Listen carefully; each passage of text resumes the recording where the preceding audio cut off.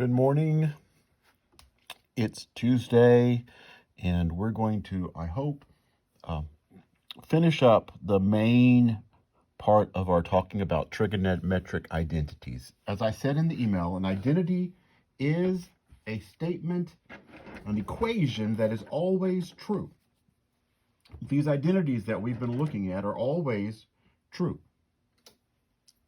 We don't solve them. We don't, for which values. It doesn't matter. It's true for every value. It doesn't matter what theta is over here in the Pythagorean identities. It doesn't matter. Sine squared theta plus cosine squared theta always equals 1. So yesterday, the main ones we looked at were the even and odd identities over here, which tell us that the cosine and secant are what we call even functions. That means if you take the cosine of the opposite of an angle, you just get the same thing you got for the cosine of the angle. And the sine, cosecant, tangent, and cotangent were odd. You actually get the opposite. We also learned the sum and difference formulas. It's not as easy as just finding the cosine of alpha and the cosine of beta and adding them together.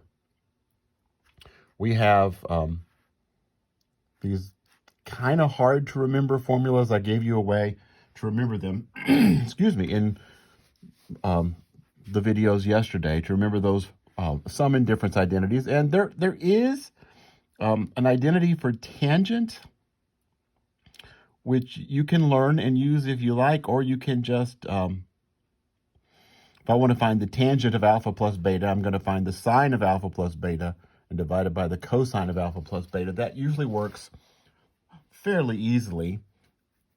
And the cofunctions identities come from the alpha minus beta ones. And they tell me that if two angles add up to make a right angle, the cosine of one of them is the sine of the other. And the cotangent of one is the tangent of the other. If the two angles add up to a right angle, pi over 2 radians or 90 degrees, then the co-function of one of them is the function of the other. Okay, so today we're going to talk about some double angle formulas and some half angle formulas. What if I know, well, let's just do this. Let's look at the sine of theta plus theta. Now remember from yesterday, that is not sine of theta plus sine of theta. Right, there's a formula for the sine of a sum that we learned yesterday. It's this one. The sine of alpha plus beta is the sine of alpha, the cosine of beta, plus the cosine of alpha times the sine of beta. Right, so it's going to start with sine theta. And then remember, it either keeps the same function or it switches functions and keeps the same sign.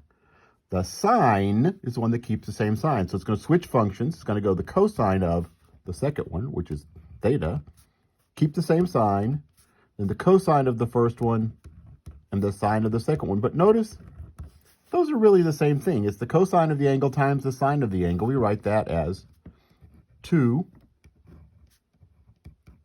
sine theta cosine theta. And this is, theta plus theta is 2 theta. The sine of 2 theta is 2 sine theta cosine theta. I'm going to write the next thing in red because this is a common error.